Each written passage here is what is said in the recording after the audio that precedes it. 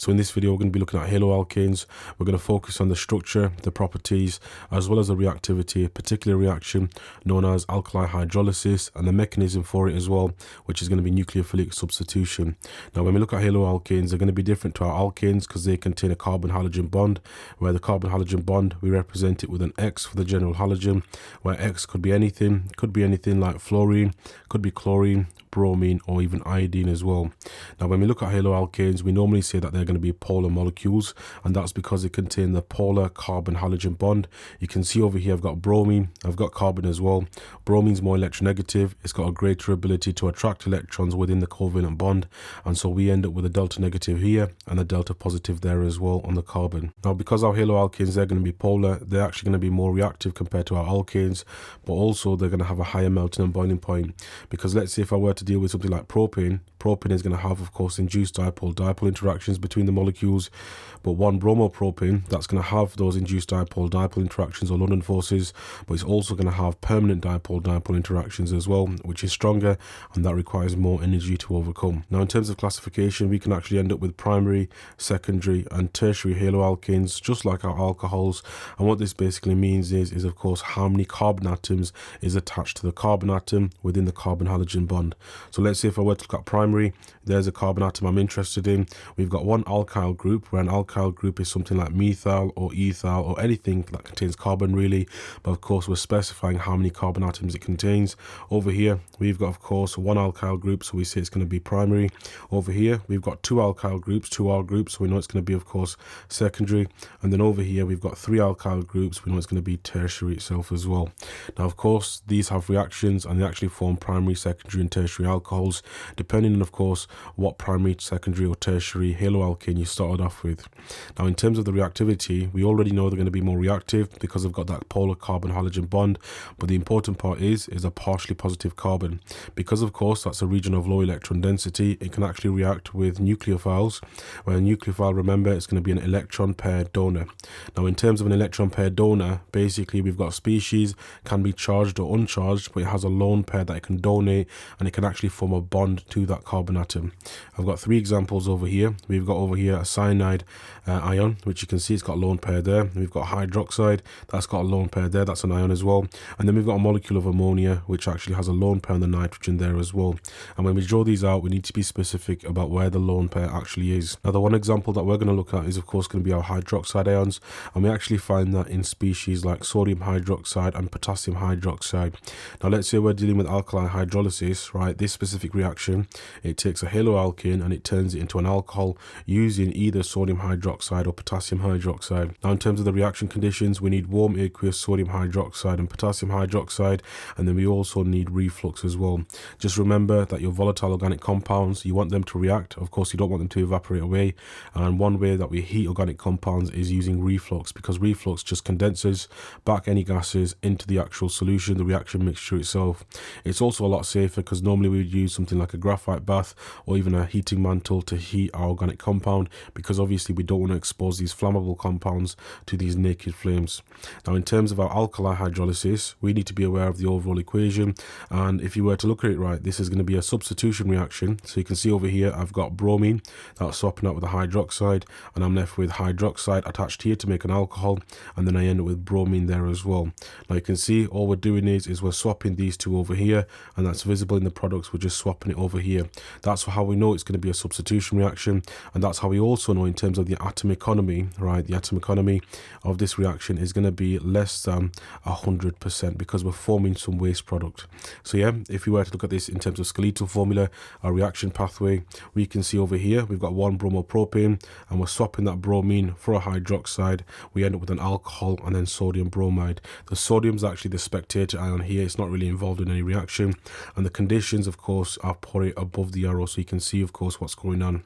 Now, in terms of the reaction mechanism, we say it's going to be nucleophilic because it involves a nucleophile, and it's going to be substitution because we're swapping one atom or group out for another. Now, looking at an example of questions that you could get in the exam, you could be asked to give an overall equation that's going to be balanced in terms of skeletal formula or even structural formula as well. You're told over here that bromoethane, that can be hydrolyzed to form ethanol. So if you're asked to give an overall equation, what I suggest that you do is, of course, always go with skeletal formula if you've got the space. So bromoethane is going to look like this, where you've got a bromine there, that reacts with sodium hydroxide, and what you actually end up making is, because you could have used potassium hydroxide as well, what you end up making is of course your alcohol, which is going to be ethanol, and then you also end up with of course your sodium, and then it's going to be bromide, right? The halogen needs to match up with what you had in your haloalkane. Now above this reaction arrow, I'm going to have of course reflux, which is going to be my reaction conditions, because we're just warming it, right? So we're just heating it, and so we end up with something that looks like that. Now normally you would get 1 mark for the actual correct product, the organic product anyway, and then 1 mark for a balanced equation. Just be aware, if you had 2 halogens, 2 carbon halogen bonds, both of them get hydrolyzed, and you end up with double the amount of sodium hydroxide used, and then double the amount of sodium bromide produced as well. Now what about if I were to do this in structural formula? I would have of course CH3, CH2, and then it's going to be Br. That's going to react with sodium hydroxide, and what we end up actually making is of course CH3, CH2, and then it's going to be OH. And so we also make our byproduct, which is sodium bromide itself, and that's how we can do the structural formula. Now what about the mechanism? Because the mechanism, we're told here to show curly arrows. Remember what curly arrows are? They're going to be the movement of a pair of electrons, charges. So if you've got any negative or positive charges, we put that on there as well, dipoles as well, and then products too. In this case I've given the products because it's a worked example, and I've given the structure of the reactants as well, but you won't always be given that. Now in terms of this, what I'm going to do to start off with is of course I'm going to label my polar bond. So I've got delta negative here and then delta positive there. Always recommend that you do these in pencil, a nice HB pencil, so of course you can rub out your answer or rub out your arrow if you need to. Now of course I'm going to end up with my hydroxide ion, which is going to be OH. I'm going to have a lone pair over here on the left hand side attached to the oxygen, and I'm going to have a negative charge over here as well.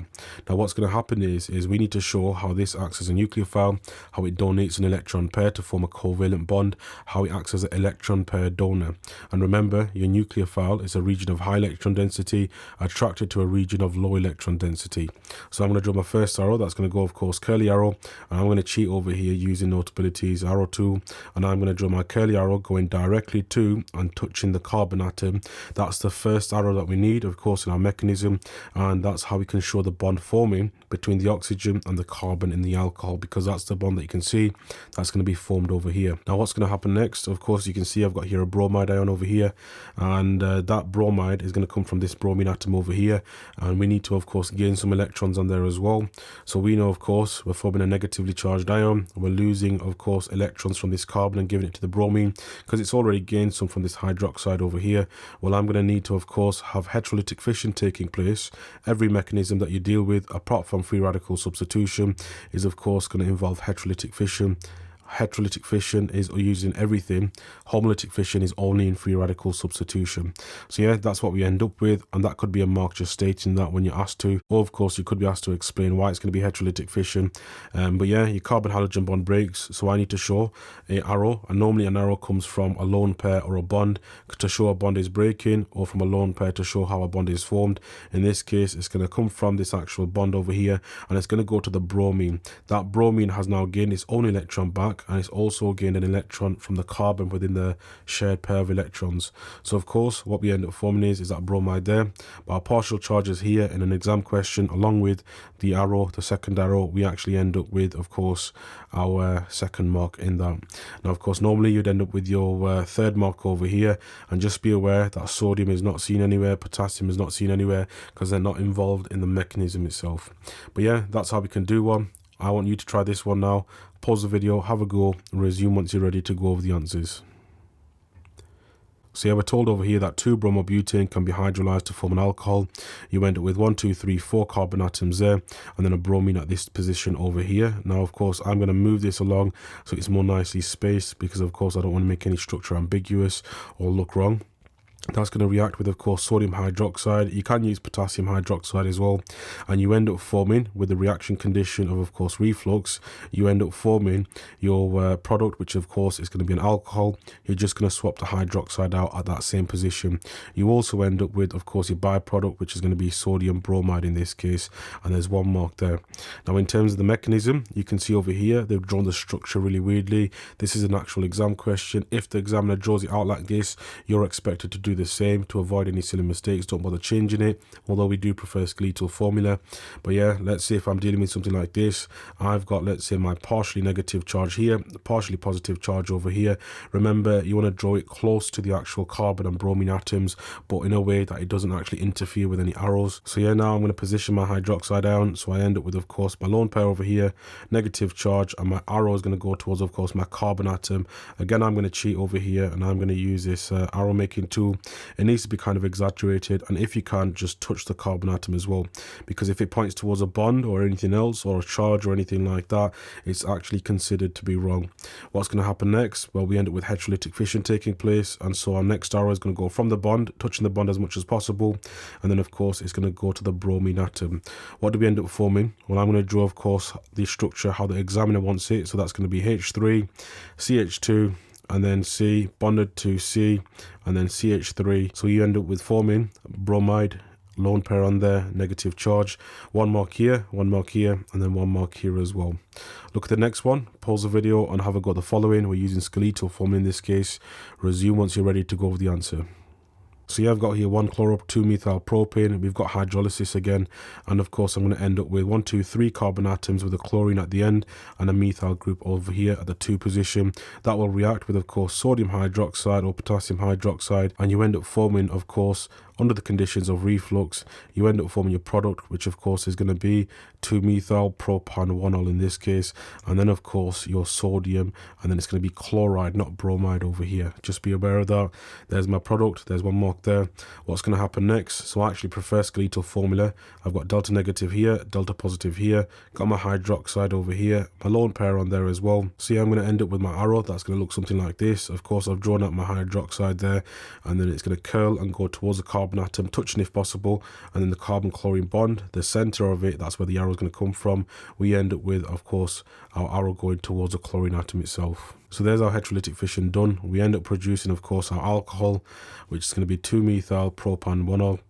And then we end up with, of course, our byproduct, which is going to be chloride. And again, I've not included any sodium.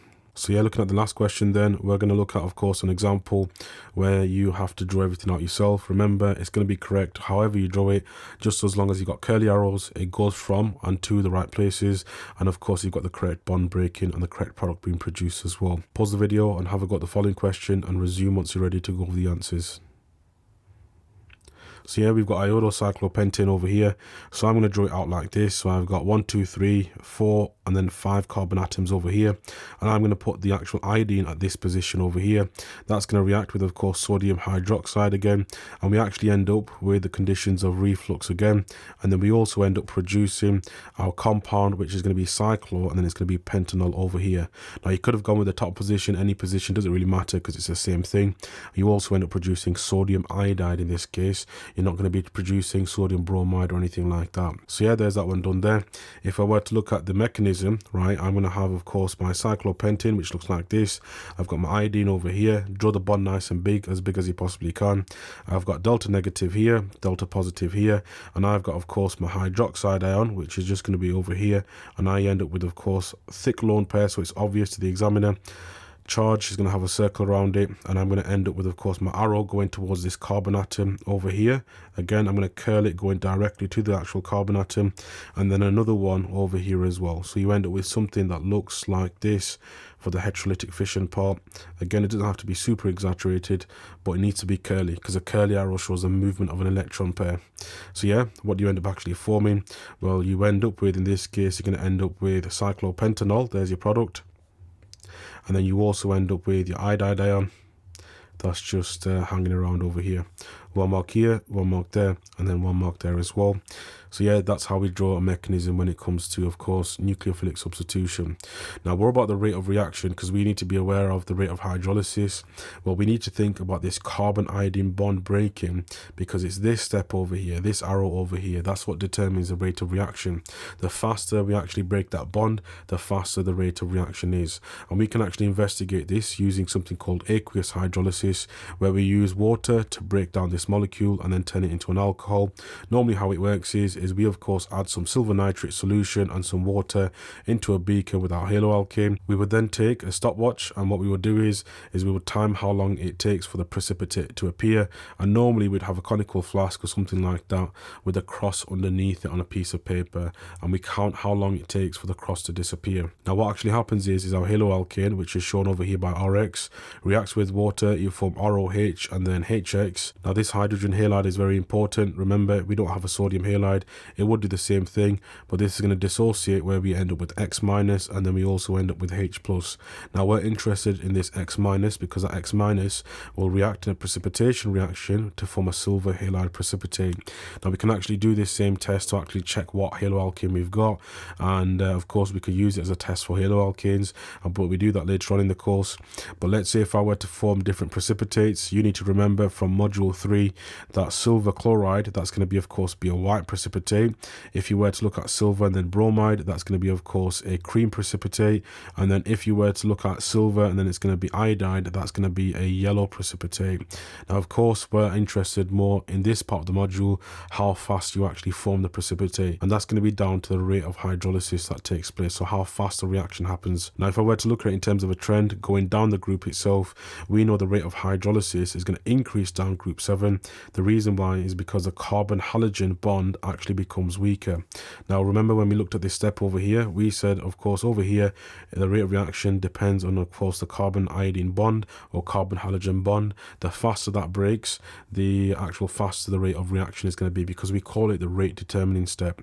Now if that's the case, right, we can actually look at the data where we look at bond enthalpy, which is a posh word for bond energy. That's module 3 again, and of course the actual stronger the bond will be, the larger the bond enthalpy value will be.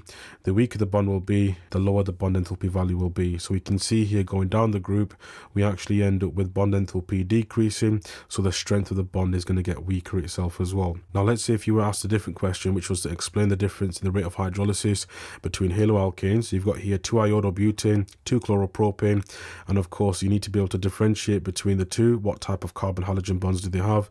Carbon iodine versus carbon chlorine. Which one is going to have a higher bond enthalpy? Well, you know, going down the group, bond enthalpy decreases. The carbon chlorine bond will have a higher bond enthalpy. That means that our rate of reaction is going to be slower with our chloroalkane. Why? Because your carbon chlorine bond is going to be of course stronger than your carbon iodine bond, or you could give the reverse argument as well. Yeah, so that's going to be worth 2 marks in the exam.